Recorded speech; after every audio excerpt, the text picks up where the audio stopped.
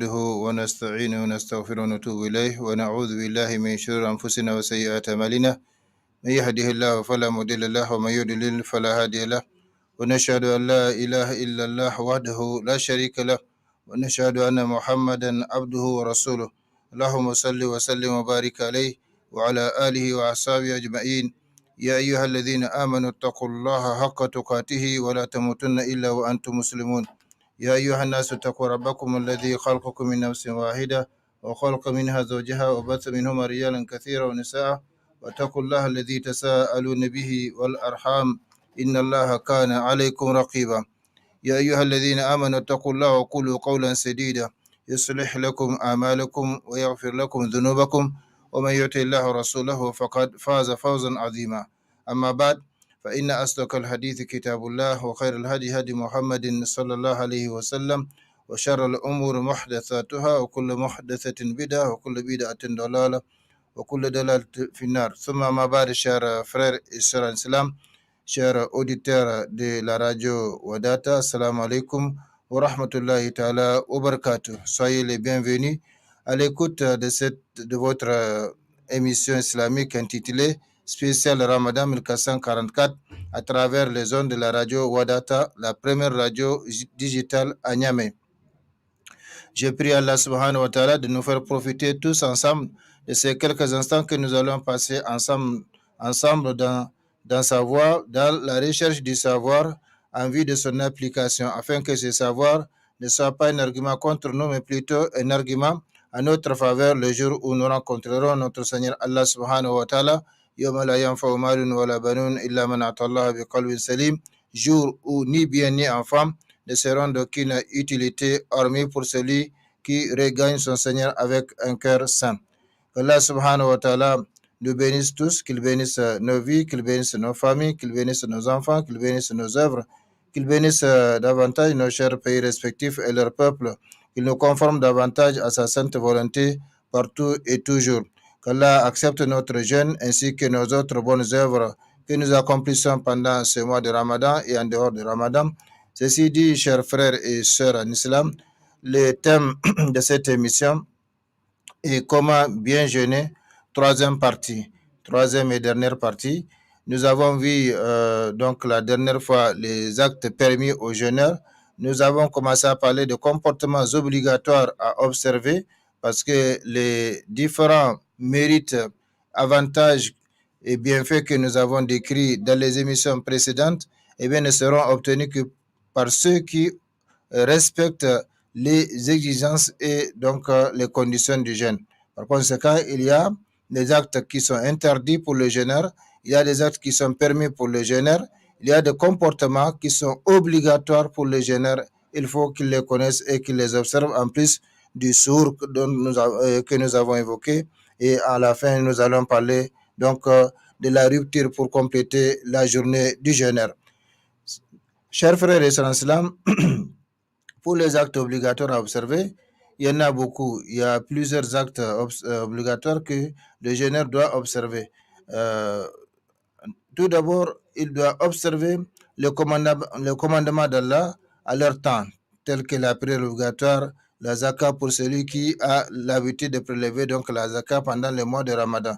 Eh bien, la prière obligatoire, comme nous l'avons dit hier à travers l'émission précédente, que cette prière, Allah subhanahu wa ta'ala l'a légiférée à raison de 5 fois par jour, 5 audiences divines que nous avons à des moments bien précis, donc au début de la journée, à midi, ce qu'on appelle Salat al-Zuhr, de l'après-midi, Salat al-Asr, et au coucher du soleil, Salat al-Maghrib, et enfin, avant d'aller au lit. Donc, vous voyez comment Allah subhanahu wa ta'ala a réparti les prières, les 5 prières quotidiennes, de sorte que on commence sa vie ou sa journée par une prière et on la clôture par une prière. Donc, on commence par la prière du Fajr et on termine par la prière du Fajr. Et c'est pourquoi, au temps du prophète sallallahu alayhi wa sallam, on retardait la prière jusqu'à des heures tardives, jusqu'à ce que le compagnon disait que leur tête se touchait à cause de la somnolence en attendant donc l'accomplissement de la prière d'Isha, contrairement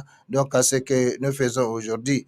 Donc, normalement, en islam, il n'y a pas de discussion, il n'y a pas de causerie. Après la prière d'Isha, on doit aller au lit pour que notre journée puisse commencer par une prière, la prière du Fajr, et qu'elle se termine par une prière, la prière d'Isha. Et entre les deux, Inch'Allah, Allah subhanahu wa ta'ala nous pardonnera donc ce que nous aurons commis comme péché. Par conséquent, ça c'est la prière obligatoire. Allah subhanahu wa ta'ala a dit Inna salat kanat al-mu'minin kitab mawquta. La prière de mer pour les croyants, une prescription à des temps déterminés. Donc, grâce aujourd'hui à la science, on peut calculer avec exactitude à la minute près ces différents moments, ces différents horaires avec lesquels les croyants ont un rendez-vous avec Allah subhanahu wa ta'ala. La prière, c'est un rendez-vous, c'est une audience. Quand on a une audience importante avec une personne importante, il n'y a pas de doute qu'on prend ses précautions pour ne pas être en retard, on prend ses précautions pour être dans la meilleure position qui soit, dans la meilleure attitude qui soit, dans les meilleurs vêtements qui soient. Également. Donc, c'est comme ça qu'il faut comprendre la prière. La prière est une audience avec Allah subhanahu wa ta'ala, et c'est pourquoi il nous demande de prendre notre parure au niveau de chaque prière. Donc, prenez votre parure, c'est-à-dire vos plus beaux habits au moment de la prière, parce que la prière, c'est une rencontre avec Allah subhanahu wa ta'ala. Aujourd'hui, si quelqu'un est invité à la présidence ou à la primature pour rencontrer le président de la République ou le premier ministre de son pays, il n'y a pas de doute que il va savoir dans quelle tenue il va se présenter. Et puis, il va faire en sorte qu'il ne sera pas en retard. Or, le rendez-vous, la prière, c'est un rendez-vous avec Allah subhanahu wa ta'ala, le Seigneur des cieux et de la terre, le Seigneur de toutes les créatures, celui-là qui commande à nos affaires, celui-là qui peut rendre facile nos affaires comme il peut les rendre difficiles en fonction bien sûr de nos comportements. Donc la prière, c'est quelque chose qu'il faut observer, et sans la prière, rien ne passera. Ni le jeûne, ni le hajj, ni la zakat, ni les autres bonnes adorations comme le prophète sallallahu alayhi wa sallam l'a expliqué. Par conséquent, la première des choses à observer, le comportement obligatoire à observer, c'est l'observation de la prière. Parce qu'on ne peut pas jeûner sans prier. On ne peut pas jeûner en priant comme on veut. Donc, le jeûne, comme vous le voyez, il a un temps. C'est le mois de Ramadan, le temps obligatoire, même s'il y a un temps de remboursement qui est de 11 mois, pendant lequel on peut rembourser. Eh bien, chaque prière aussi a son temps. Chaque prière a son temps, une audience bien précise, comme Allah subhanahu wa ta'ala l'a dit. D'ailleurs, cette prière-là, vous savez, à l'origine, elle a été prescrite à raison de 50 prières par jour. 50 prières par jour, cela veut dire qu'à chaque 30 minutes, on doit s'atteler à une nouvelle prière. Cela veut dire que toute notre vie sera donc consacrée à l'adoration de Allah subhanahu wa ta'ala, comme il nous a créé pour cela. Donc, Allah subhanahu wa ta'ala, par miséricorde, a allégé grâce à l'intervention de Moussa alayhi salam, parce que la prière a été donnée au prophète sallallahu alayhi wa sallam lors de son voyage, lors de l'ascension. Donc, grâce à l'intervention du prophète Moussa alayhi salam, eh bien, la prière a été allégée de 50 à 5 prières par jour. Mais Allah subhanahu wa ta'ala dit que sa parole est immuable, inchangeable. Il a dit 50 prières, c'est 50 prières. Donc, nous prions 5, mais Allah nous donne la récompense de 50 prières par jour. Par conséquent, c'est l'adoration avec laquelle il ne faut pas blaguer, parce que sans la prière, rien ne passera auprès de Allah subhanahu wa ta'ala. Ainsi dit, chers frères et sœurs, la première, donc, le premier comportement obligatoire observé avec le jeûne, c'est l'observation des commandements d'Allah subhanahu wa ta'ala à leur temps, tels que la prière obligatoire, la zakat, pour celui qui a l'habitude de prélever la zakat. 2. Éviter les interdits d'Allah en tout temps, et plus particulièrement pendant le mois de jeûne. Les interdits d'Allah subhanahu wa ta'ala sont, comme le mot l'indique, des interdits en tout temps. Donc, Allah subhanahu wa ta'ala, dans ses épreuves auxquelles il a soumis ses serviteurs, eh bien, il leur a interdit certaines choses, certains comportements, certaines paroles, certains actes. Eh bien, il faut les connaître et les éviter. Et c'est comme ça qu'on peut avoir donc la satisfaction, l'agrément d'Allah subhanahu wa ta'ala. C'est pourquoi le prophète sallallahu alayhi wa sallam nous a fait savoir que à quiconque Allah veut du bien, et tous les biens de ces bas mondes, les biens de l'au-delà, qu'est-ce qu'il lui fait? Qu'est-ce qu'il lui donne? Non, il lui fait comprendre la religion, la raison pour laquelle il a été créé et donc placé sur cette terre. En comprenant la religion, en comprenant le pourquoi et donc des choses, les interdits et les choses licites et les choses permises et les choses obligatoires, eh bien, l'homme, le musulman peut vivre sous l'agrément de son Seigneur en faisant ce qu'il a recommandé et en évitant ce qu'il a interdit. Donc, ici, éviter les interdits d'Allah subhanahu wa ta'ala en tout temps, et plus particulièrement pendant le mois de jeûne.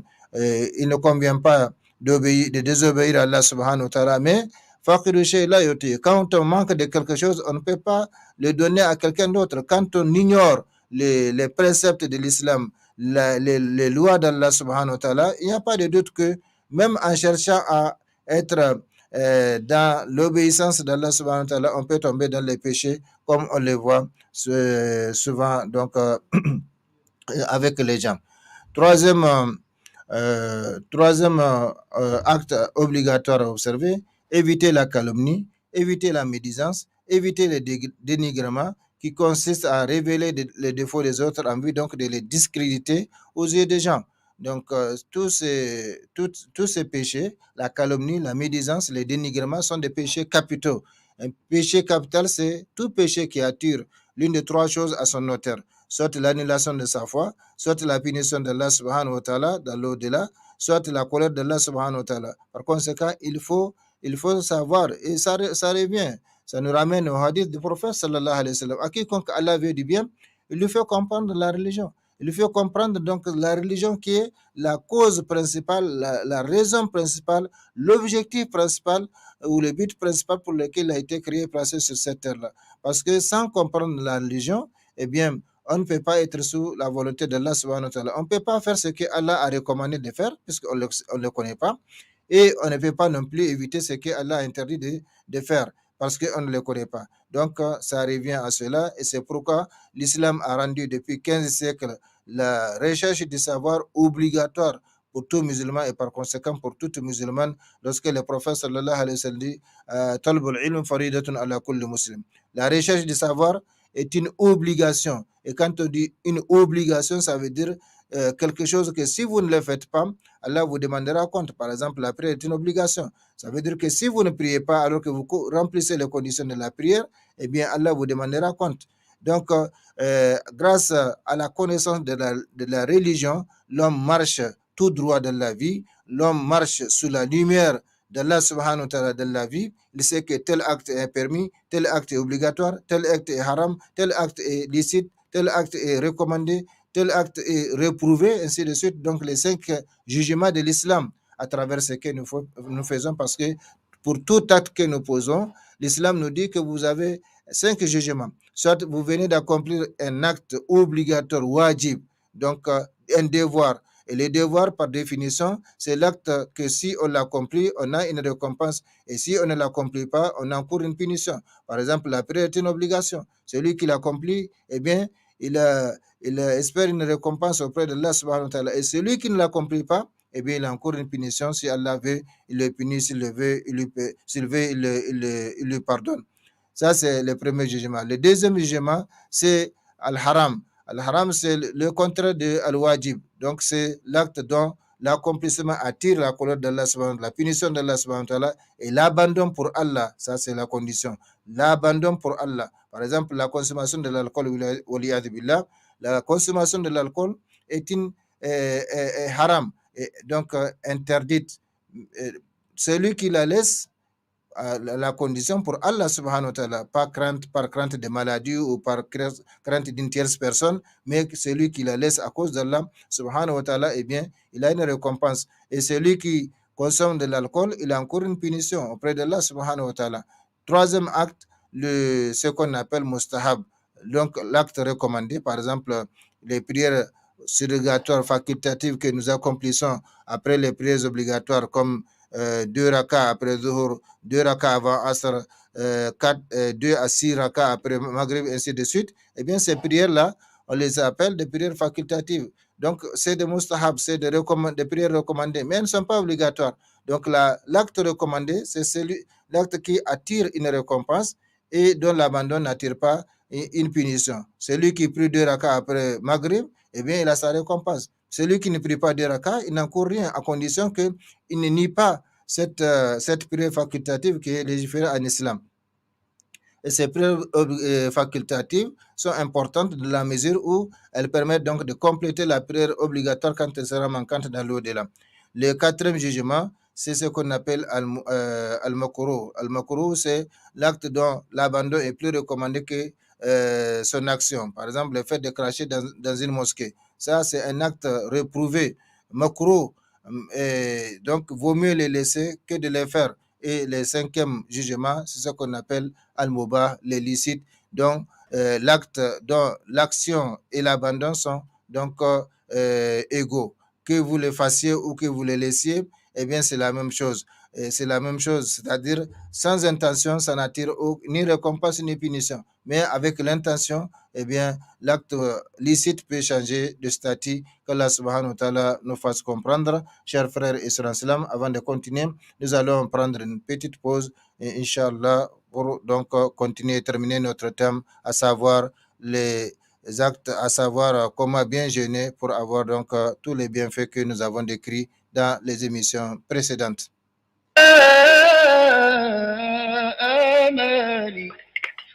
وكن حبيبي يوم الهول والكبد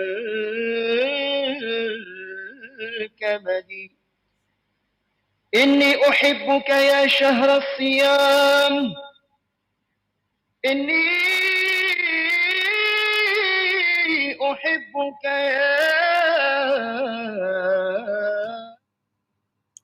Chers frères et sœurs en islam, chers auditeurs de la radio Wadata, vous suivez votre émission spéciale Ramadan 1444 à travers les ondes de la radio Wadata, la première radio digitale à Niamey. Le thème de cette émission est donc comment bien jeûner, troisième et dernière partie aujourd'hui, Inch'Allah. Nous sommes sur les actes obligatoires à observer pour le musulman qui jeûne.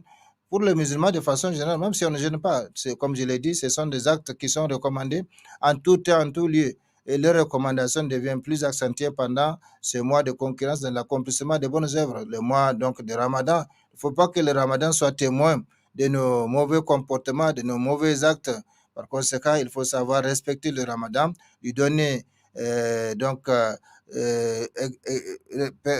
respecter ses exigences et ses conditions afin d'avoir donc la récompense d'Allah subhanahu wa ta'ala.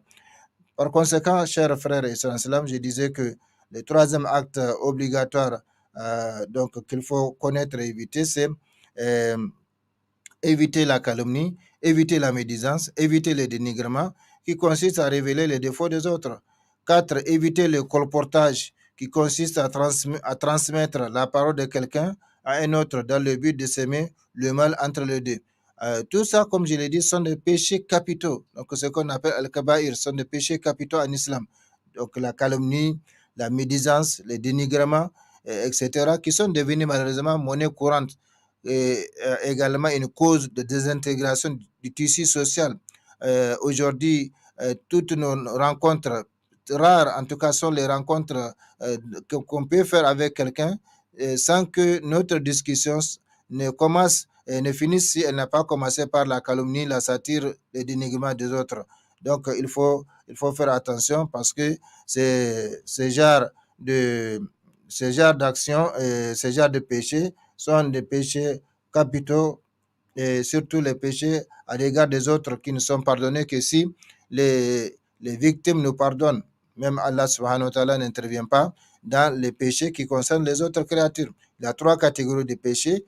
Les péchés que nous commettons envers nous-mêmes, les péchés que nous commettons envers Allah subhanahu wa ta'ala et les péchés que nous commettons envers les autres créatures, que ce soit les êtres humains, les animaux ou la nature. Eh bien, il y a des péchés. Il y a des péchés que ces péchés-là ne sont pardonnés par Allah subhanahu wa ta'ala que si les victimes nous pardonnent, qu'Allah subhanahu wa ta'ala nous fasse comprendre. C'est pourquoi le prophète sallallahu alayhi wa sallam a dit à ses compagnons, connaissez-vous l'homme en faillite? Ils ont dit l'homme en faillite, c'est celui qui était riche et qui est devenu pauvre maintenant, celui qui avait quelque chose et qui n'a rien maintenant. Il dit non, l'homme en faillite de la communauté, c'est celui-là qui viendra le jour du jugement dernier, machallah, avec de bonnes récompenses dues à sa prière semblable à une montagne, de bonnes récompenses dues à son jeûne semblables à une montagne, c'est de bonnes récompenses semblables à une montagne dues à son hajj, à sa umrah, etc. Mais malheureusement, il a calomnié celui-ci, il a dénigré un tel, il a médit d'un tel, ainsi de suite, et il est mort sans demander leur pardon. Et toutes ces victimes-là vont demander donc réparation, et dans l'au-delà, on n'a rien à réparer les fautes, les torts, les péchés, que par nos bonnes actions. Et toutes ces montagnes de bonnes œuvres vont disparaître dans la balance des gens à qui il a fait du tort, et il restera encore des créanciers qui vont réclamer leurs droits. Finalement, on prendra leurs péchés et on les fait donc encaisser ces péchés-là pour finalement les conduire en enfer au lieu de billah. Donc, il ne s'agit pas de faire le bien, mais il s'agit aussi, il consiste aussi à faire en sorte qu'on puisse donc les conserver. Faire le bien, c'est bien, mais les conserver, c'est encore plus recommandé. Donc, éviter le colportage, qui consiste à transmettre la parole de quelqu'un à un autre dans le but de s'aimer le mal entre les deux. Éviter la tromperie, ça c'est le cinquième acte obligatoire à éviter. Éviter la tromperie, la tricherie, la fraude dans les transactions telles que l'achat, la vente, la fabrication. Le prophète sallallahu alayhi wa sallam circulait une fois dans les marchés lorsqu'il a vu de bonnes dates, donc chez un commerçant, chez un marchand qui vend des dates. Il a vu de bonnes dates, machallah. Et le prophète sallallahu alayhi wa sallam, au lieu de s'arrêter aux bonnes dates qui sont en haut, sur le temps, il a mis sa main en bas. Et quand il a mis sa main en bas, il a fait sortir en bas de mauvaises dates. Il demande au commerçant, qu'est-ce que c'est ici? Qu'est-ce que c'est ici? Le commerçant dit, non, c'est la pluie qui les a touchés. Le prophète a dit, si c'est comme ça, pourquoi ne pas les mettre en haut pour que les gens voient? Pourquoi tu mets ce qui est mauvais en bas et tu mets ce qui est bon en haut pour tromper les gens? Il a dit, sallallahu alayhi wa sallam, un hadith qui restera un enseignement pour toute la communauté jusqu'à la fin des temps. Man ghashana falaysa minna. Quiconque nous trompe, quiconque nous triche, eh bien, ne fait pas partie de nous. Par conséquent, il faut faire attention. Tout en gênant, vous trichez dans la balance, vous trichez dans les transactions, vous trichez dans la pesée, eh bien, ça ne va pas avec la foi, ça ne va pas avec le jeûne, surtout le jeûne de Ramadan. Par conséquent, il faut éviter la tromperie, il faut éviter la tricherie, il faut éviter la fraude dans les transactions telles que l'achat, la vente, la fabrication. 6. Éviter la musique et ses instruments autant que possible. Le prophète sallallahu alayhi wa sallam, quand il entend de la musique, il met ses doigts dans ses oreilles et il ne les enlève que quand on lui dira on n'entend plus rien. Donc c'est ça le prophète sallallahu alayhi wa sallam, quand il entend de la musique, il met ses doigts dans ses oreilles et il ne les enlève que quand on lui dira qu'on n'entend plus rien. Donc avec les jeunes, il faut éviter cela, il faut plutôt écouter le noble Coran, ou bien écouter les prêches, ou bien écouter les tafsirs, les commentaires donc, du noble Coran à travers les différents moyens de communication que nous avons aujourd'hui. Vous avez la radio, vous avez la télévision, vous avez les enregistrements sur les différents supports. Il y a autant de supports aujourd'hui qui nous permettent d'avoir donc accès à la connaissance, qui nous permettent d'améliorer notre religion. Mais malheureusement, qu'est-ce que nous faisons donc de tout cela, chers frères et sœurs en islam, surtout pendant ce mois de Ramadan, le mois de concurrence de l'accomplissement des bonnes œuvres. Ce n'est que quelques jours seulement. Ce n'est que quelques jours seulement, ça va passer et ça va témoigner pour ou contre nous. Par conséquent, il faut savoir donner au Ramadan ses pleins droits, respecter ses exigences et ses conditions afin qu'il soit un bon témoin pour nous auprès d'Allah subhanahu wa ta'ala. Donc, parmi les actes obligatoires qu'il faut connaître et éviter les faux témoignages. Donc, les faux témoignages, un témoignage dont on n'a aucune connaissance, ou bien les faux serments, comme ceux qui jurent par Allah pour vendre leurs marchandises. Tu n'as pas besoin de jurer pour vendre ta marchandise. Si tu l'as payé à 1000 francs, tu n'as pas besoin de jurer par Allah pour dire que tu l'as acheté à 1000 francs. C'est un droit et c'est un travail, le commerce. Donc, le commerce, quand on le fait fidèlement, sincèrement, eh bien, comme le prophète sallallahu alayhi wa sallam a dit, eh bien, on sera en compagnie des prophètes. Et quand on le fait, donc en trichant, en faisant, donc en trichant les gens, en fraudant les gens, eh bien, on sera avec les malfaiteurs de l'au-delà, qu'Allah subhanahu wa ta'ala nous fasse comprendre. Chers frères et sœurs en islam, pendant que le temps consacré à cette émission tire à sa fin, eh bien, nous allons, Inch'Allah, continuer et terminer ces thèmes, à savoir comment bien jeûner pour donc avoir la récompense pleine de Allah subhanahu wa ta'ala à travers notre jeûne. Donc, 8, il faut éviter de vociférer, c'est-à-dire de parler à haute voix en disant surtout des grossièretés, comme il faut éviter de répondre aux insultes des autres, comme il faut éviter également de donner de faux rendez-vous. Très rapidement, les actes recommandés pendant le jeûne. Ces actes sont très nombreux. Et nous en citons quelques-uns, parce que le temps risque de nous faire défaut. Lire beaucoup le noble Coran, de sorte qu'on les termine au moins une fois dans le mois de Ramadan. Le mois de Ramadan, c'est le mois au cours duquel le jeûne a été, donc, le Coran a été révélé. Donc, c'est le mois par excellence de la lecture du noble Coran. Par conséquent, il faut essayer de lire le Coran au moins une fois dans le mois, comme le prophète sallallahu alayhi wa sallam avait l'habitude de le réviser avec l'ange Jibril. Chaque Ramadan, dans la dernière décade de Ramadan surtout, il révisait le Coran donc une fois. Le Coran en entier, et dans l'année où il allait rendre l'âme, sallallahu alayhi wa sallam, il a révisé le Coran 2 fois. Par conséquent, il faut essayer de lire le Coran. La lecture du Coran est très méritoire. Une seule lettre vous apporte 10 bonnes actions, et par conséquent, en lisant beaucoup, vous allez avoir beaucoup de récompenses. 2, faire beaucoup de zikr au rappel d'Allah. 3, invoquer beaucoup Allah, c'est le mois par excellence d'invocation du matin au soir et surtout au moment de la rupture. 3, et 4 plutôt, donner l'aumône, accomplir la Umrah, visiter les autres en Dieu, etc. Ce sont des actes recommandés. Le temps ne nous permet pas de nous appesantir sur leur explication, parce que nous voulons terminer ce thème aujourd'hui. Enfin, la rupture du jeûne au crépuscule. Il est recommandé de faire la rupture du jeûne le plus tôt possible, c'est-à-dire dès que l'on s'assure du coucher du soleil, comme l'a ordonné le prophète sallallahu alayhi wa sallam en disant: La yazalu nas bi khairin ma ajjalul fitr. Les hommes ne cesseront d'être bien autant qu'ils ne retardent pas la rupture du jeûne. Hadith rapporté par Al-Bukhari et Muslim. Donc, il ne faut pas attendre jusqu'à la nuit. C'est pas la nuit, on dit le coucher du soleil. Donc, la disparition du soleil du côté ouest, donc du couchant. Par conséquent, il faut respecter l'ordre ici du prophète sallallahu alayhi wa sallam pour être parmi les gens de bien. Les hommes ne cesseront d'être bien autant qu'ils ne retardent pas la rupture du jeûne. Donc, la rupture du jeûne, c'est au moment donc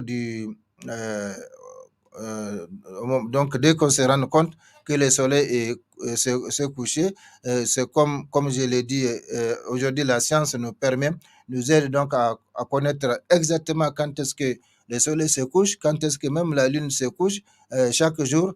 Mais ce qui nous intéresse, c'est le coucher du soleil. Une fois le soleil se couche, que le soleil s'est couché, eh bien, il est temps de boire, donc de rompre le jeûne. Par conséquent, la tactique, comme vous le voyez, c'est retarder le suhour, le repas de l'aube, jusqu'à de sorte que dès qu'on finisse de prendre ce repas, de manger ce repas, eh bien, on s'apprête pour la prière du Fajr. On ne retourne pas au lit pour dormir. On s'apprête et on prie la prière du Fajr. Maintenant, entre la prière du Fajr et la rupture du jeûne, donc le coucher du soleil, c'est tout ce que nous avons évoqué à travers donc ces 3 émissions sur les thèmes comment bien jeûner pour mériter donc tous les bienfaits que nous avons cités à travers les émissions précédentes. Chers frères et sœurs en islam, comme je l'ai dit et répété, le temps consacré à cette émission arrive à sa fin. Qu'Allah subhanahu wa ta'ala nous conforme à ce qu'il aime agréer, qu'Allah subhanahu wa ta'ala nous fasse comprendre sa religion et qu'il nous aide à la pratiquer comme il le faut. Allah subhanahu wa ta'ala nous accorde l'autosuffisance matérielle, la santé, la sécurité, la paix et la tranquillité dans nos âmes, dans nos familles, dans nos pays respectifs. Allahumma amin. Allah subhanahu wa ta'ala nous bénisse et nous conforme davantage à sa sainte volonté partout et toujours. Allah subhanahu wa ta'ala bénisse nos chers pays respectifs et leurs peuples, ainsi que l'humanité. Chers frères et sœurs en islam, voilà donc nous allons nous arrêter ici pour ce thème. nous aurons d'autres thèmes à traiter Inch'Allah au cours des émissions à venir. Allahumma rabbana taqabbal minna innaka anta as-sami'ul alim wa tub alayna innaka anta at-tawwabur rahim. Allahumma a'izz al-islam wal muslimin fi kulli makan wa waffiqna da'iman lima tuhibbu wa tarda من الأقوال والأفعال والأحوال برحمتك يا أرحم الراحمين.